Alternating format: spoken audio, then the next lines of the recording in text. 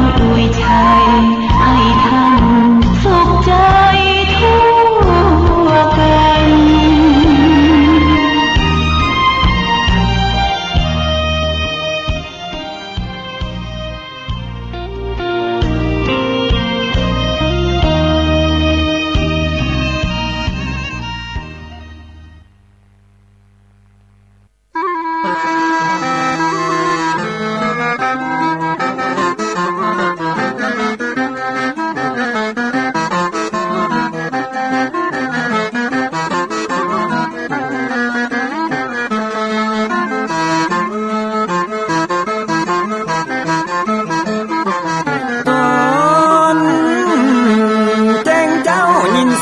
ัน ขันก่อนพี่ตะวันจะขึ้นขอบฟ้า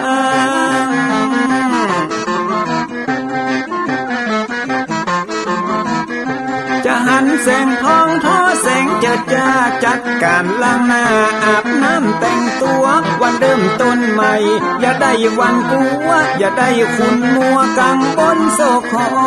น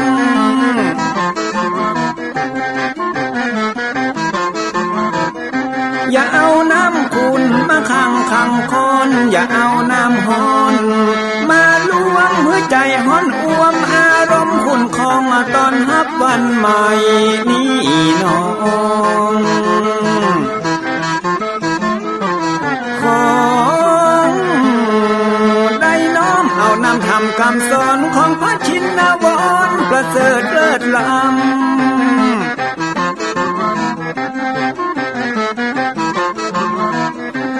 จุงจิตใจฮือออกจากธรรมบ่ฮือด่างดำโศกเศร้ามัวมองแสงแห่งธรรมะนั้นเป็นแสงทองส่องใจเรียวร้องตึงวันคำเจ้า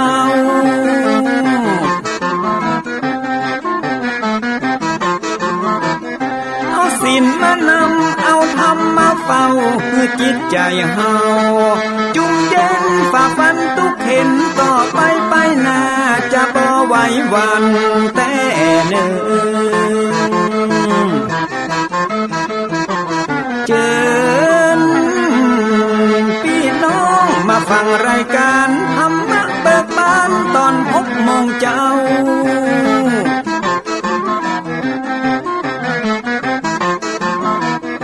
ฟังธรรมปื้นเมืองอันเป็นแบบเบาท่านพระครูวิสิทธิ์ศีลาภรณ์ตั้งใจเจ้าคณะตำบลป่าแดดนอนในเจ้าอาวาสวัดวังสิ่งคำตนนี้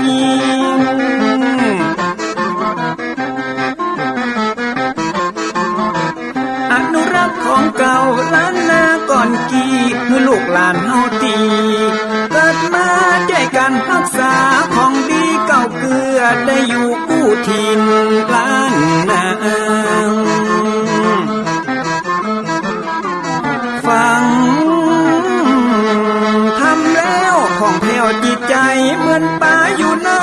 นาทีนั้นนาม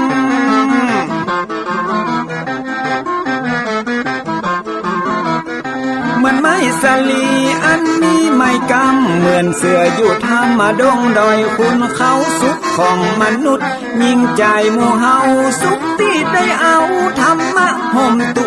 ม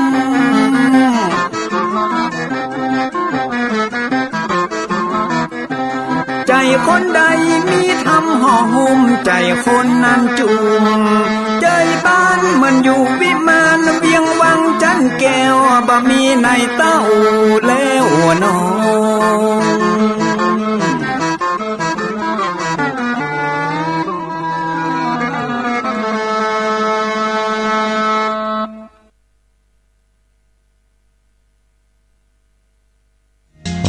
ยกมือ10 นิ้วกราบนอบน้อมยังพระติรัตนเกี่ยวเจ้าตั้ง3 ประการอันมีพระพุทธพระธรรมพระสงฆ์อันเป็นสรณะที่เปิ่งที่เคารพนับถืออันสูงสุดในชีวิตกราบคารวะแตบไตไวสา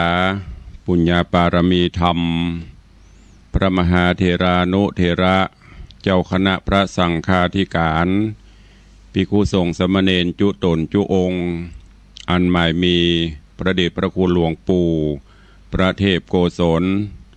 ตีปรึกษาเจ้าคณะภาค7เจ้าอาวาสวัดศรีโสดาพระอารามหลวงตำบลสุเทพอำเภอเมืองจังหวัดเชียงใหม่ประเดชพระคุณหลวงป่อท่านเจ้าคุณประเทศปริยัติเจ้าคณะจังหวัดเชียงใหม่เจ้าอาวาสวัดเจ็ดยอดพระอารามหลวง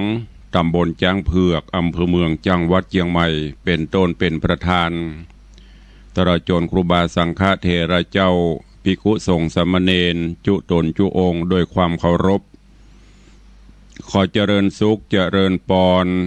ญาติโยมศรัทธาสาธุชนติ่นจองห้องวัดจุหนุ่มเท่าใจยิง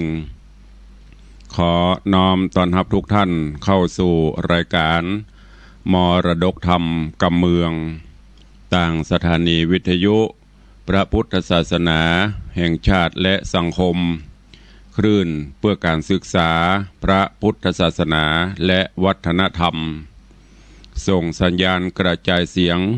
จากวัดฝ่ายหินตำบลสุเทพอำเภอเมืองเชียงใหม่จังหวัดเชียงใหม่ในระบบคลื่นความถี่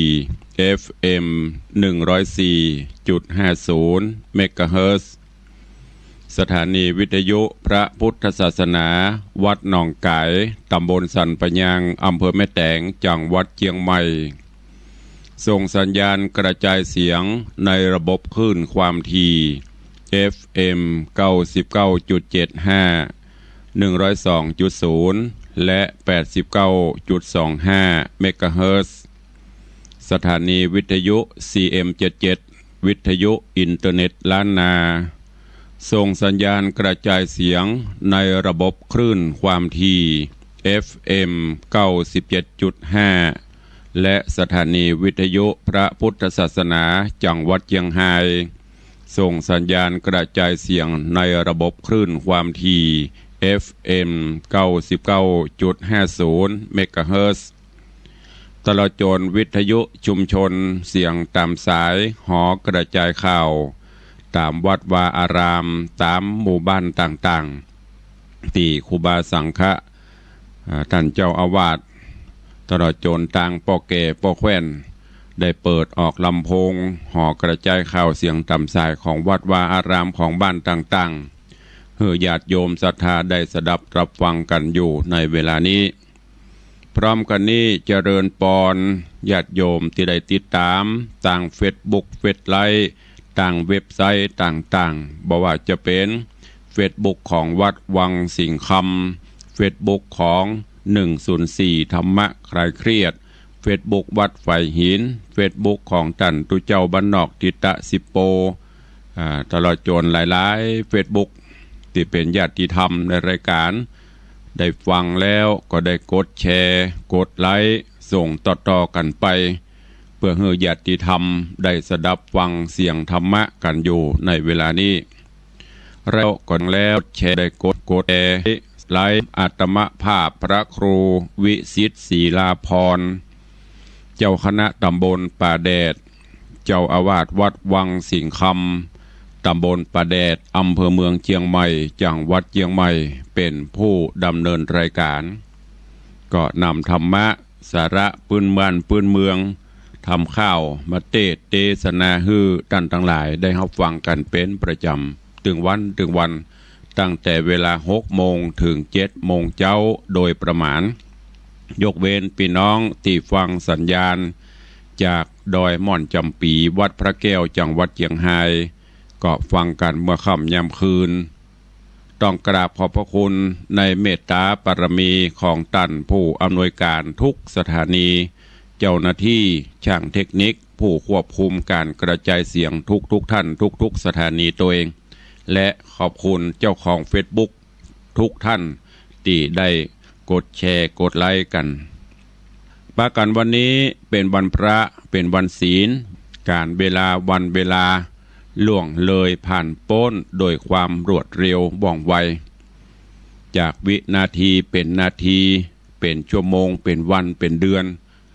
คลาดเคลื่อนไปโดยบันิ่งบ่อยู่ได้บ่รอไผวันเวลาผ่านพ้นบ่ได้รอไผสักคนไม่ใช่ว่ารอคนนั้นรอคนนี้ไม่มีวันคำว่ารอไปของเปิ้นเรื่อยๆ เพราะฉะนั้นเฮาท่านทั้งหลายจะต้องตวยตามการเวลาฮือตันตื่นเจ้ามาก็คิดพิจารณาตลอดจนตรวจตราตรวจสอบในรอบวันที่ผ่านมามีอันยังอันใดที่มันขาดตกบกพร่องก็เสริมเติมให้มันดีขึ้นอันไหนที่มันดีแล้วก็เสริมเพิ่มเติมดีขึ้นไปเรื่อยๆวันนี้เป็นวันพระวันศีลทางรายการที่ได้จัดมาโดยตลอดเมื่อวันพระวันศีลมาถึงก่อนที่จะได้ฟังน้ำฟังธรรมก็จะได้เชิญชวนสาธุชนญาติโยมทั้งหลายเข้าเฝ้าองค์พระผู้มีพระภาคเจ้าโดยการไหว้พระสมาทานศีลและฟังพระธรรมเทศนาเป็นลำดับไปโอกาสบัดนี้ใครที่ได้เตรียมขันหรือว่าพานดอกไม้ธูปเทียนไว้ก็จัดเตรียมเพื่อเรียบร้อยแล้วก็ดังที่ได้บอกมาโดยตลอดว่าวันพระวันศีลถ้าเป็นไปได้เชิญชวนพุทธศาสนิกชนทุกท่านได้นุ่งขาวห่มขาวอันเป็นสีของความบริสุทธิ์ผุดผ่องและพอให้เป็นระเบียบเรียบร้อยที่สำคัญก็เป็นการประกาศให้เจ้าโลกได้ฮู้ได้ทราบว่าเฮาเป็นพุทธศาสนิกชนทุกวันพระทุกวันศีลบอกว่าจะเป็นศีลน้อยศีลใหญ่ถ้าเป็นไปได้อีป่ออีแม่ญาติโยมศรัทธาลูกหลานตันเต้าเยาวชนคนดีใส่ชุดขาวนุ่งขาวห่มขาวก็จะได้เป็นระเบียบเรียบร้อยดูแล้วสวยสดงดงามก้อยๆฝึกกันไปเมินไปมันก็จะชินแล้วก็จะทำให้รู้ว่าโอ้เมื่อถึงวันพระวันศีลนี่ประเทศไทยเฮาหรือทั่วโลกที่นับถือพระพุทธศาสนาปากันนุ่งขาวห่มขาวแล้วลองหลับตาจินตนาการว่าภาพนั้นมันจะประทับใจต่อใดอันนี้ตุลุงได้เชิญชวนและรณรงค์มาโดยตลอดเนอะวันพระวันศีลเตรียมขันข้าวตอกดอกไม้ถ้าไปวัดได้ก็ไปวัดไปวาไปใส่ขันข้าวตอกดอกไม้ส่งสาเข้าสาบาตรทำบุญตักบาตรประพฤติวัดปฏิบัติธรรม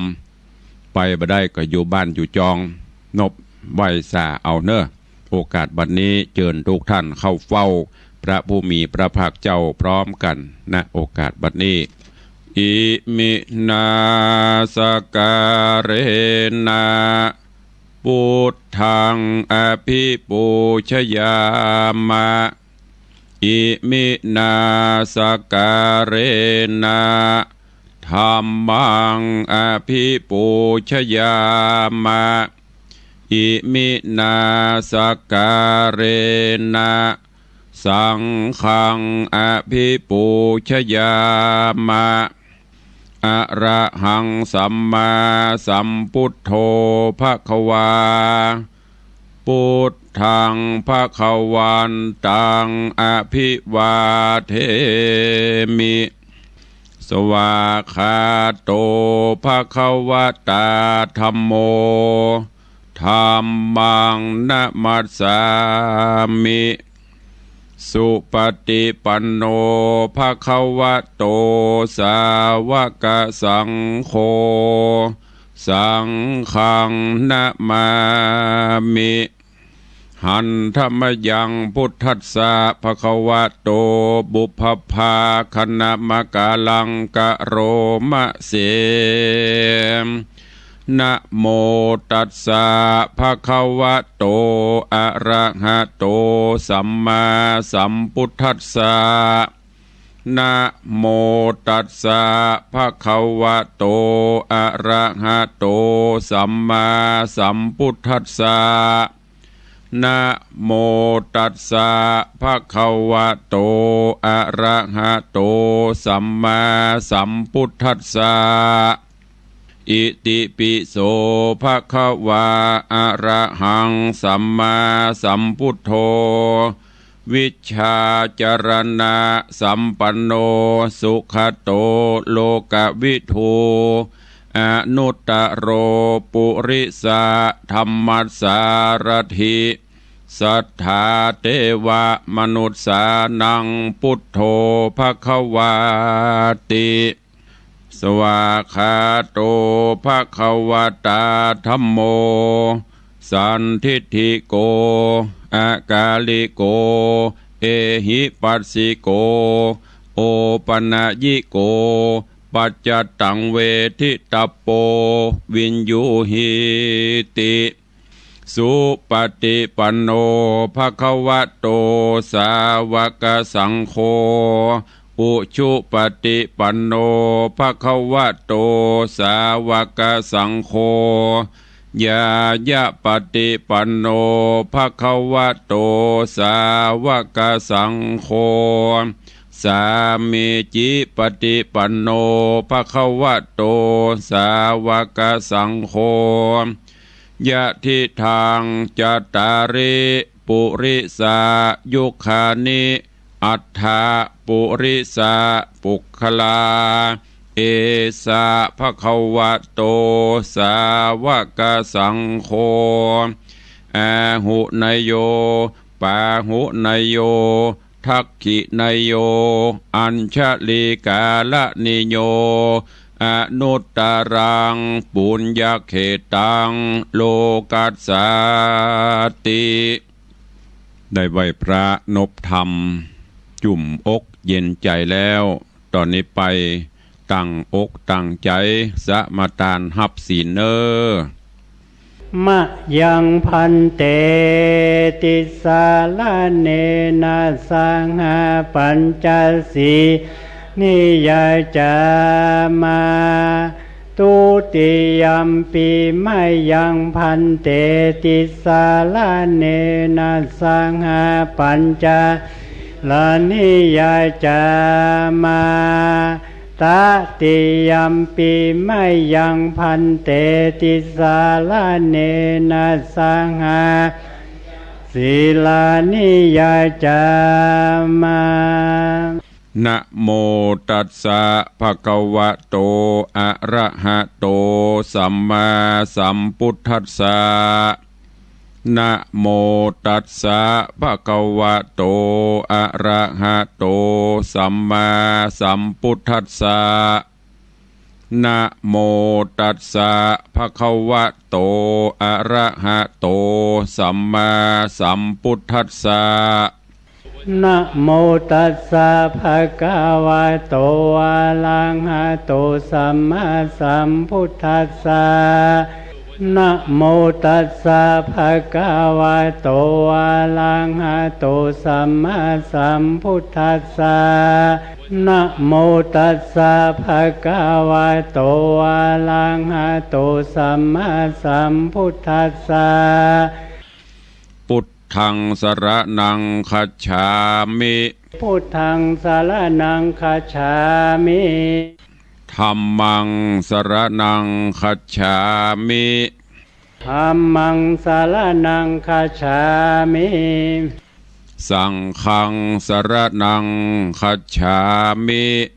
สังฆังสรณังคัจฉามิ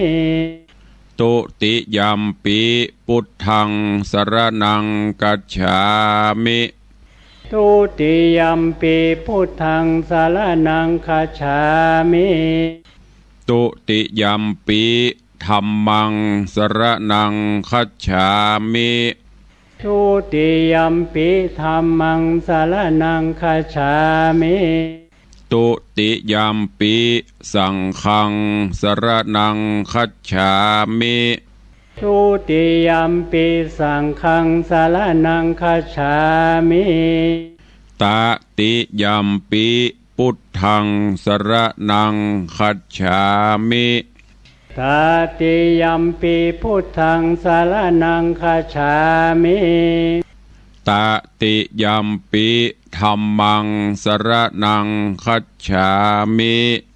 ตติยัมปิธัมมังสรณังคัจฉามิตติยัมปิสังฆังสรณังคัจฉามิตติยัมปิสังฆังสรณังคัจฉามิปานาติปาตาเวรมณีสิกขาปตังสมาติญามิ ปานาติปาตาเวรมณีสิกขาปะทังสมาธิยามิอตินนาตานาเวรมณีสิกขาปะทังสมาธิยามิอตินนาตานาเวรมณีสิกขาปะทังสมาธิยามิกาเมสุมิจฉาจาราเวรมณีสิกขาปะทังสมาธิยา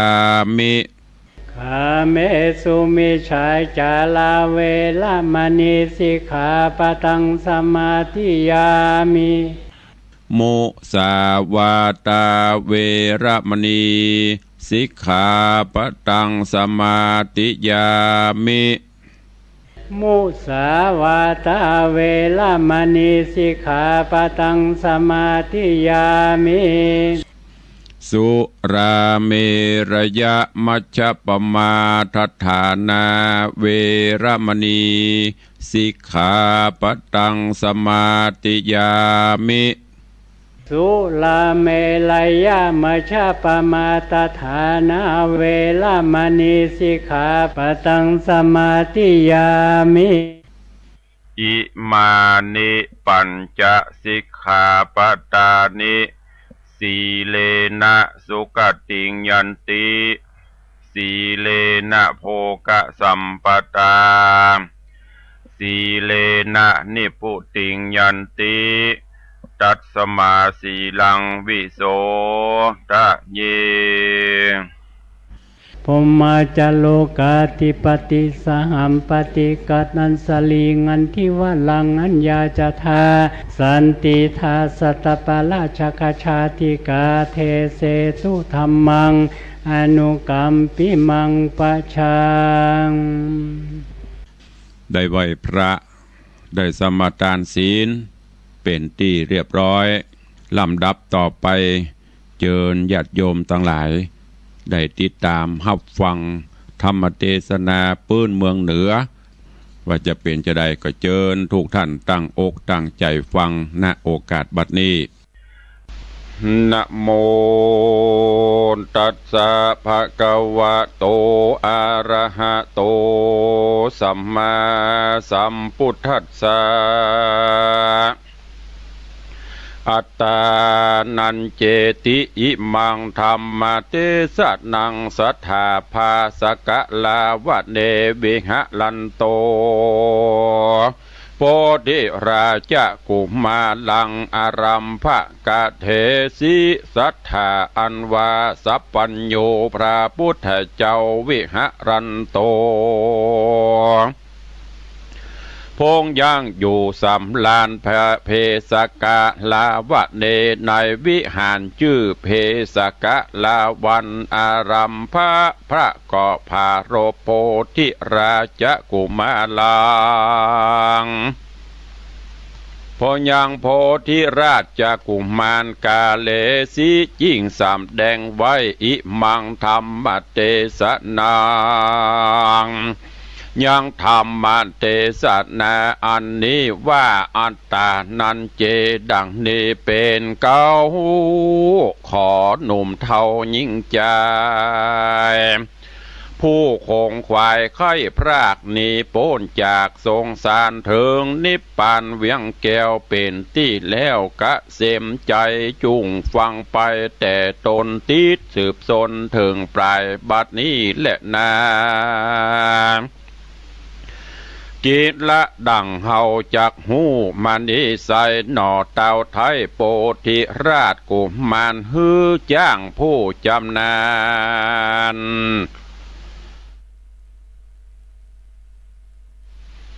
ฮือจ้างผู้จันนันจะลาดสร้างภาษาใสสีแป่งอันงามดีพาเสดชื่อโกกานาทะเลชื่อว่าโกกะนะทะเลิดเลือนไหลเลืองไหลเป็นบ่เหมือนไผ่เต้ใส่ภาพโลกไตจุมปู ยามแลดดูสันสองตัดลอยอยู่ตั้งลอยอยู่ห้องเวงหาตนละจ้าไข้หูจริงถามจ้างผู้ปกแปงว่าหอคำแดงวิลาศคือภาษาใสสีอันงามดีนี่ใส่ต้านเกยใดกระทำมาแก่พระญาต่างดาวหรือแก่เต้าเมืองใดจ้างก่อไขบอกเล่าว่าพงเป็นหลังเก้าเดเลนายปุลีต่างไทยยังบอดใดกระทำมาหนอพญาโพธิราชก็คืดขวาดในใจว่ากันมันไปก่อสร้างแก่เจ้าจ้างไกลตาภาษานี้นะสร้างก่อนก็บ่หอนอัศจรรย์กวนข้ามันอย่าจ้าหรือเอาดาบกราเจียงจินตัดมือตินเสียงขอดหรือหื้อตามันบอดตั้งสองบ่ฮือมันป่องไปสร้างยังภาษากว้างเมืองใดกันคาดดิ่งใดเมียนแล้วก็บอกเสียวแก้วเตรียมตนก็มิงหันและนาโซโอโฮโอโอมานะโวอันว่าใจหนุ่มเนาสะหายเจ้าโพธิราชกุมารหูข่าวสารดังอันก็กึดดันในใจว่าหนอห่อใจเจ้าจ้างจักฮื้อจ้างชิบหายคนมี10 ปะลายนี่ใส่นับก้าบดได้ดีเลยกวนไขว่าที่เก่าโอฮื้อนายจ้างหูขี่ยากันพิจารณากึดสอดก็แจ้งสอดเตียวไปแล้วก็ไขโอกาสถามจ้างผู้ฉลาดกระทำการว่าภาษายังคานใหญ่กว้างยังหล่อข้างสั่งจ้างก็จะตอบถอยว่าภาษาซอยห่อใจบ่หล่อมีบ่หล่ออันใดแต่สาย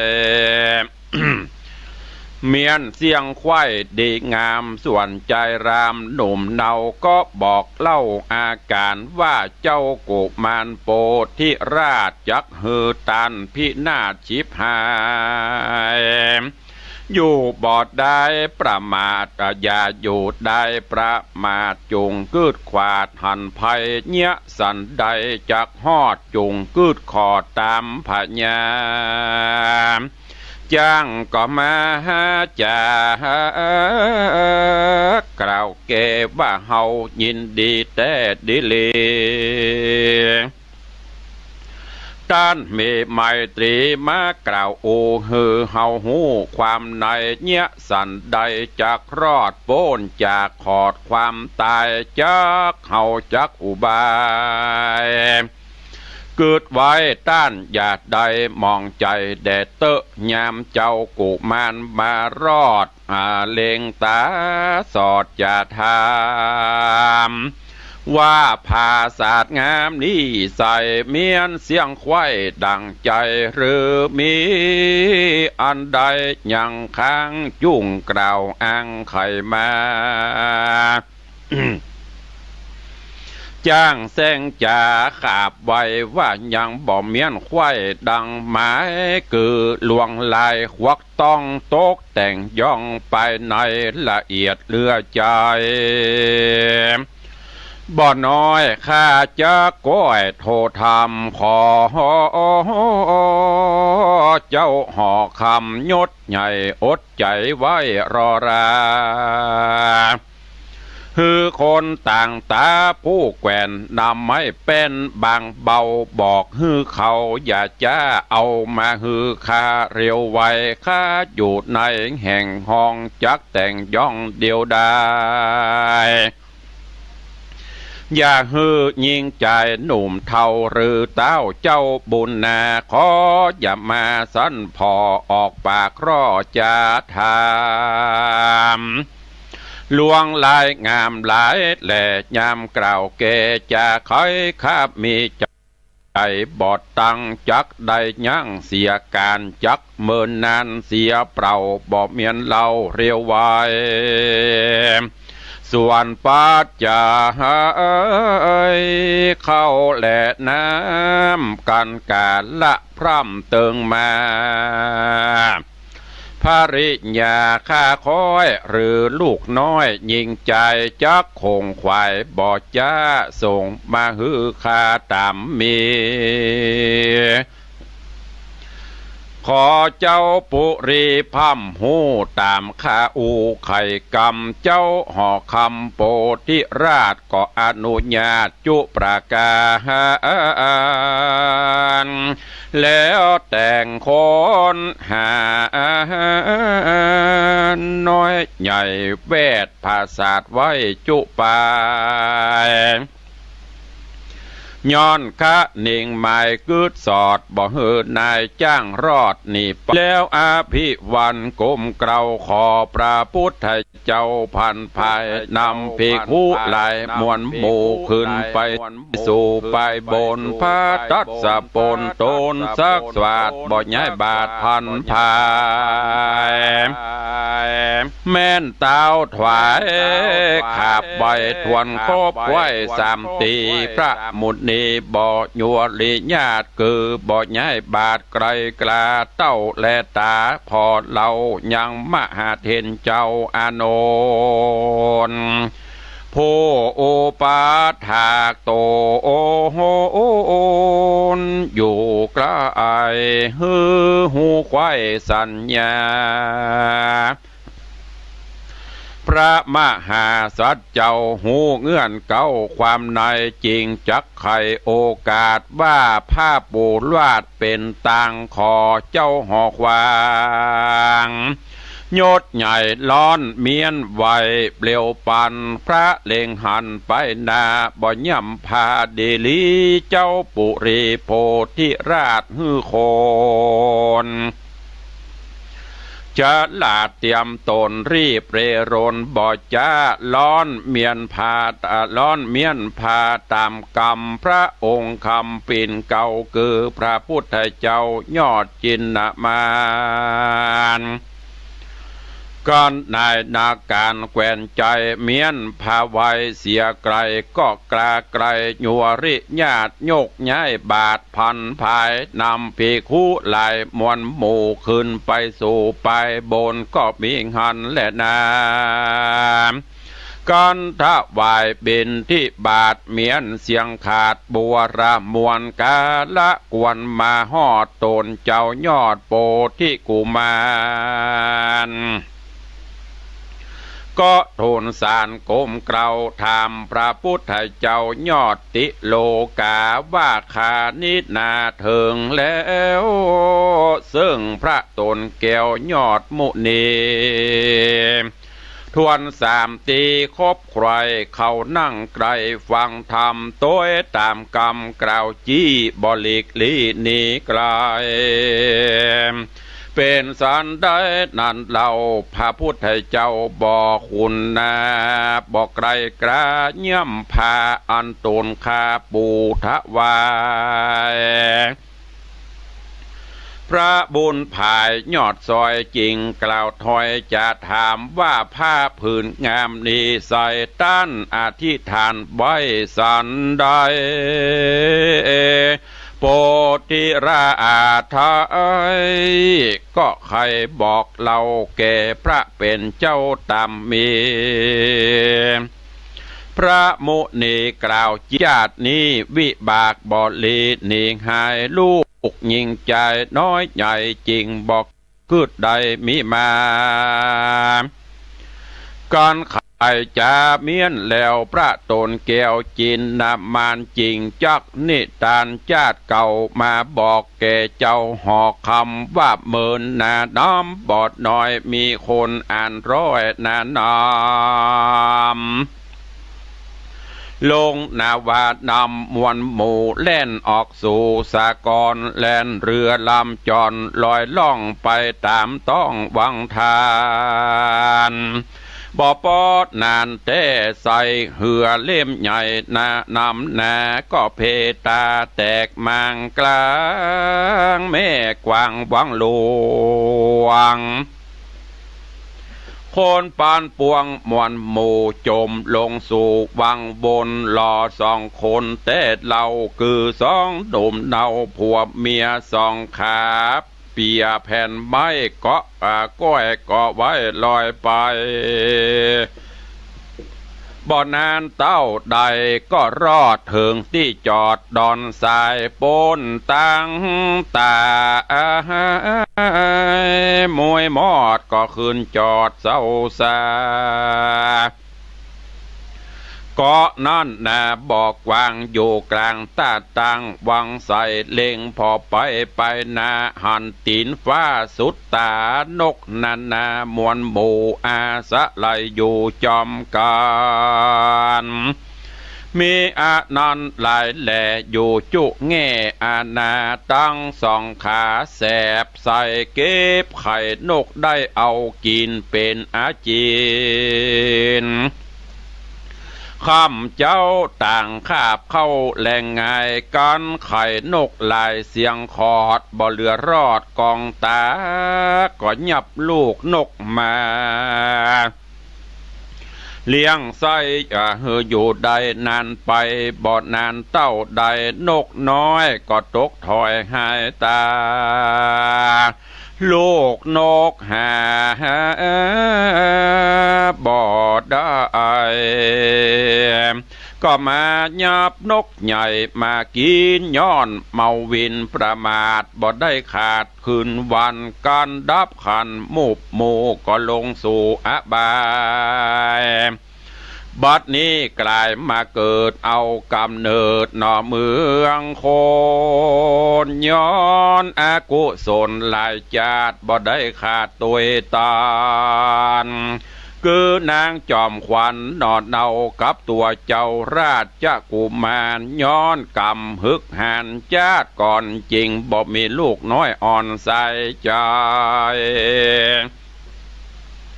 การว่าเมียนแล้วพระตนแก้วยอดกุมารจริงไขวาตีติดต่อวัดดูราเจ้านอราชกุมารน้อยอาติตาการญาติเก่ากันตัวแห่งเจ้าภูมิกับเตวีน้อยนาดบ่อประมาทวางใจหรือคนใดกืดขวาดบ่อประมาทลาสาบุตรตาธิดาน้อยใหญ่เตี้ยงบ่อระเตียงบังเกิดใดดังหมายเต้าว่าสองหญิงใจจาดก่อนบ่ยังย่อนตั้งดามกระตามกาบาปกระอันหยาบจ้าจังไรแต่ปฐมมาไว้หนุ่มเนาถึงแก่เท่าจะลากรรมตัวมาจ้องห้อยจริงบอดได้ลูกน้อยดังใจยิงใจได้ประมาทบอกกืดขวาดอนตะลายใจบอกไม่ไฟอ่างจักก่อสร้างกุศลชื่อว่าบ่ฮักตนแต่เราจังตัวเก่าเดเลพระโมนีกล่าวดังนี้แล้วจริงไข่ข้าอูบแก้วเตสนาว่าอัตตานันเจปิยังชัญญารักไข่ยะนังสุรักขิตังตินนามันยะตรังยามังปฏิชักไข่ยาปันดิโตดังนี้กันว่ากันหูว่าตนตัวเก่าเป็นที่หักเราเลือลายกวนโคงควายกืดสอดหักษาตัวรอดนานไปอันวิสัยนักปราดโพฉลาดจบทองย่อมตริปองค่ำเจ้าหักษาตัวเก่าดีงามอย่าเสียงสามยามโคบควายหรือยามนึ่งใดเป็นดีและนาม อ่านว่าอาจารย์นักปราชญ์ผู้ฉลาดจบทองหูตำนองแจงทีอันพระกล่าวจี้เตศนาจริงใครจะ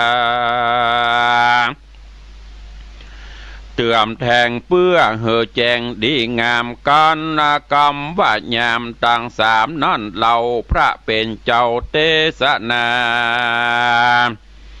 จะเตรียมมาเพียบไว้คือหากได้ไว้ตั้งสามยามแล้วรามนุ่มเทานักปราชญ์เจ้าเรียกว่าปฐมวัย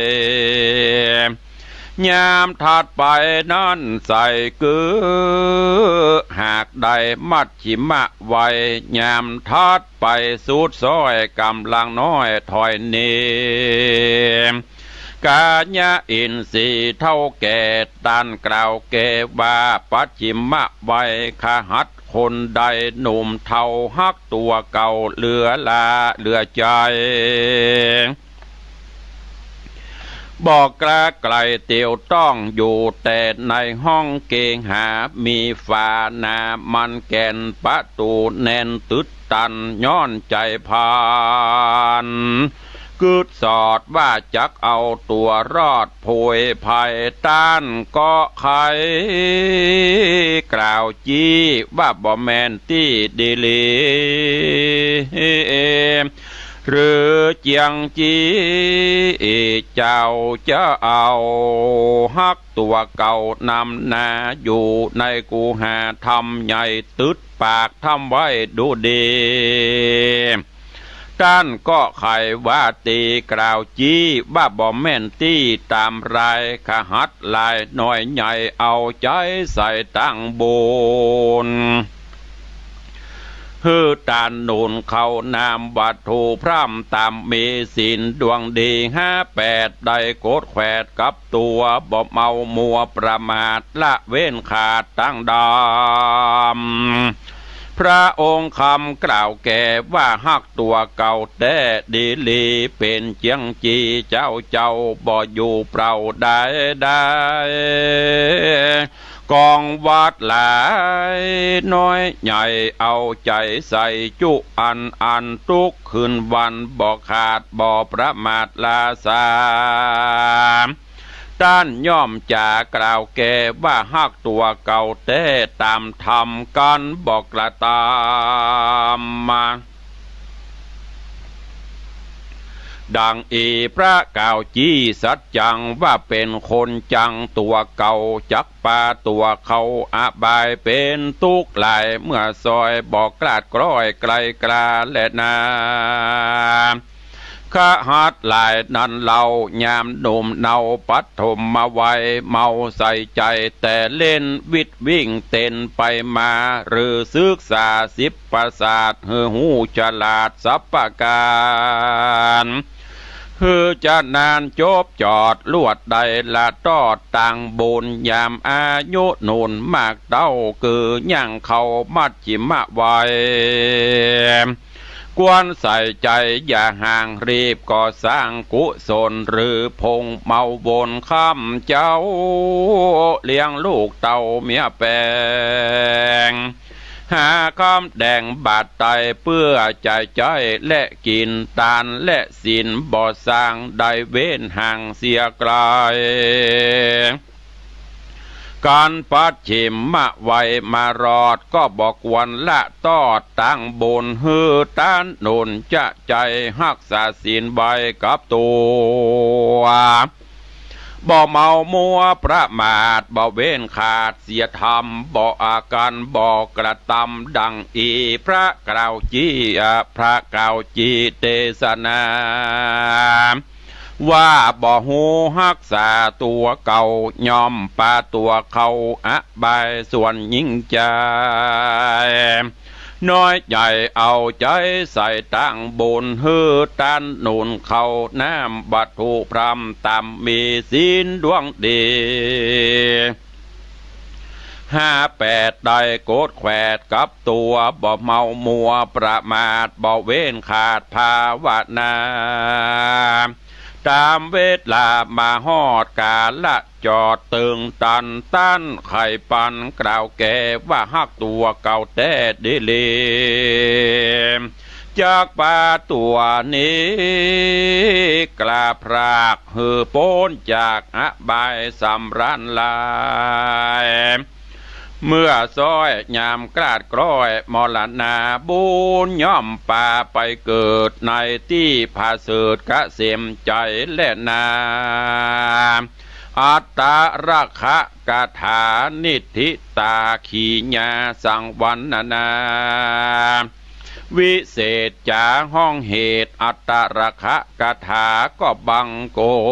มสมเรศสะเดชพระธรรมเทศนาอัตตกถาหรือว่าอัตตราคะกถาการหูรักษาตัวรอดเป็นยอดดีก็จบปริปุณังไป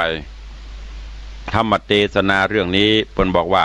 หูรักษาตัวรอดเป็นยอดดีก็หมายถึงคนเฮาเกิดมาแล้วจะไปมัวเมากะกิเลสตัณหาหลงระเริงประมาทในชีวิตในวัยบางข้องอาจจะคิดว่าเฮายังหนุ่มกำนำไม้วัยเฮาหนุ่มกำลังวังชาแข็งแรงบ่ฮักตัวเก่าคือฮักแต่ฮักในทางที่ผิดหลงละเริงไปแอวกินบ่แสวงหาตั้งหน้าตั้งตาที่เฮาจะต้องไปสุดท้ายเมื่อวันนั้นมาถึงก็เสียใจประมาทในทรัพย์สิ่งของว่าบางคนทรัพย์สิ่งสลิงคานมีเปลอะบ่ต้องเดือดร้อนเตื้อบ่กินบ่ตานอย่าเตื้อเอาแอวแหว่งไปบ่ฮักตัวเก่าเนี่ยเพิ่นบอกว่าคนเฮานั่นเหมือนยังถ้าไปอยู่แปลงบ้านแปลงจองแล้วเมากระตืดบ้านตืดจองบ่ออกไปที่ไหนคือบ่สร้างกุศลคุณงามความดีบ่กินบ่ตานอันนั้นล่ะสุดท้ายมาก็จะลำบากเหมือนอย่างที่ราชกุมารใจฮือจ้างผู้ฉลาดแปลงนาวาแปลงยานพาหนะไปเถอะพึ่งยานพาหนะกันนี้สามารถที่จะลอยละล่องไปได้เหาะเหินได้กึดไปกึดมาเปิ้นแปลงพอจะแล้วอะไรเถอะพอแล้วละกลัวเปิ้นไปแปลงคนอื่นกึดจะฆ่าเปิ้นแต่ไปอู้เฮือเปื่อนทำคนหาตังจะฆ่าเปื่อนคนนี้เป็นคนมีศีลมีธรรมก็เลยไปบอกให้จ้างก็เลยออกอุบายว่าเกือบจะแล้วละค้างตกแต่งแปลงนี่บ่ได้ขอเซาะไม้แป้นไม่อย่างมาไว้เนอะละห้ามไผมายุ่งมาเกี่ยวบ่ต้องมาถามลงถามลาอย่างเนอะใครจะก่อยแปลงไปอันนี้คือเอาตัวรอดพอแปลงไปแต้มได้แปลงงั้นนิสกรรมไปแปลงนกแปลงหงส์แล้วก็ลองจักไปจะมาพอใกล้จะแล้วก็สั่งลูกเมียสัตว์ปีกสัตว์อย่างที่มีขายหมดเนอะเอาเหลือก็เงินก็คำแล้วก็มาพอได้เวลากาละงามดีก็บินป่นออกจากปราสาทราชมณฑลที่แปลงไว้เหาะเหินหนีไปอันเนี้ยหูจักเอาตัวรอดก็หมายถึงว่าคนอยู่ด้วยกันบางคนก็ปากันไปมกมุ่นกะการกะกิเลสตัณหาราคะความหลงละเลงในโลกมนุษย์แสงสีวิไลอยู่บ้านเดียวกันแต่ว่ามัวกะกันไว้คล้ายๆว่าบ่ต้องไปสร้างคุณงามความดีอย่างนั้นแต่แห่งคนที่อยู่ในครอบครัวอาจจะมีปัญญาดีว่าอยู่ไปมาไหวลูกจะต้องหาวิธีบินหนีหงตัวนี้ก็คือเป็นคนคล้ายกับว่าไปสร้างคุณงามความดีปั่มเปงปารมีธรรมในบ้านในจองอย่างลูกเดียวพ่อเดียวแม่เดียวครอบครัวเดียวกันยังเหมือนกันอย่างเธอเป็นว่านานาจิตตังคนหนึ่งไปอย่างหนึ่งคนหนึ่งไปหนึ่งคนที่เปิ้นคือดีอย่างนั้นเนี่ยเจ้าที่ไปแปลงยานนาวาก็หมายถึงว่าเพราะจะไปอย่าจะมันน้องไปจังเตอะแนะนำดีแล้วเขาบ่เอาตัวเก่าก็ต้องปลีกตัวหนีนั่นก็คือสร้างคุณงามความดีไปสุดท้ายก็ได้ดีไปนี่คือการหูจักรักษาเอาตัวรอดในที่นี้ก็คือรอดจากสิ่งที่เราจะต้องผจญในอนาคตการหรือยามเมื่อเรามีชีวิตอยู่ก็คือรอดพ้นจากความที่ทุกข์ยากรอดพ้นจากความบ่สบายกายบ่สบายใจกิเลสตัณหาที่มันเข้ามาสิงที่มันเข้ามาทำให้จิตใจบ่สบายด้วยการเข้าหาธรรมะ อย่างที่บอกว่าความสุขในโลกีมีได้ชั่วคราวความสุขยืนยาวต้องเข้าหาธรรมวันหน้าเมื่อเราพ้นจากโลกมนุษย์นี้ไปเราก็จะได้สุขสำราญบานใจเพราะเราบ่ประมาทเราบะใจไว้ต่างๆในยามนี้ใจแบบบ้าขอมันพ้นไปทีจัดหน้าจะเป็นจะได้บ่คืดฮอดนะสุดท้ายแล้วก็จะเสียใจฉะนั้นฝากฝังไว้กับญาติโยมทั้งหลายเนอะนำไปคิดพิจารณาวันนี้เวลาหมดเวลาล่วงเลยเวลาเพิ่นมา 2-3 นาทีละข่าวสารบุญกินบุญทานต่างๆก็คงจะแปะไว้หาเหมาะเพราะว่าเวลามันน้อยคำเดียวก็ฝากฝังไปตังพระราชเนอะอาจจะได้อูจากับญาติโยมศรัทธาต่อในรายการธรรมะเพื่อประชาชนแล้วก็ไปฟังจากตังสันทรายหลวงปกาเขาแตนสภาพอากาศจะเป็นจะได้พายุทางฟิลิปปินส์รุนแรงก่อทางบ้านเฮามันยังบ่หนาวมันเป็นเพราะเหตุเช่นไรก็เดียว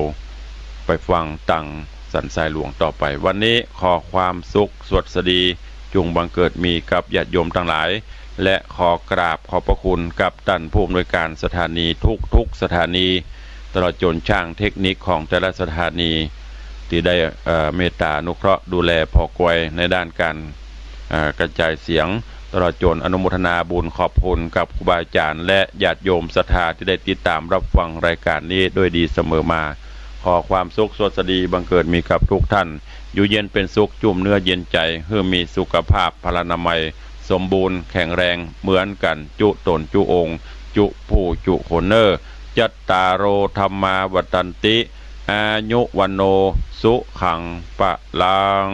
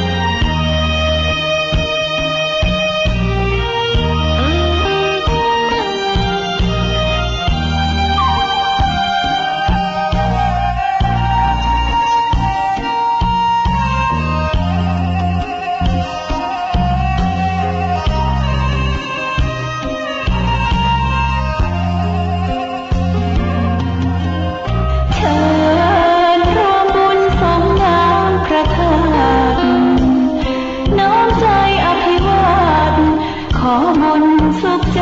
สุขกายไหว้พระขอพรองค์พระเจ้าทันใจหลวงพ่อประเสริฐเจริญพรอวยชัยให้ท่านสุขใจทั่วกัน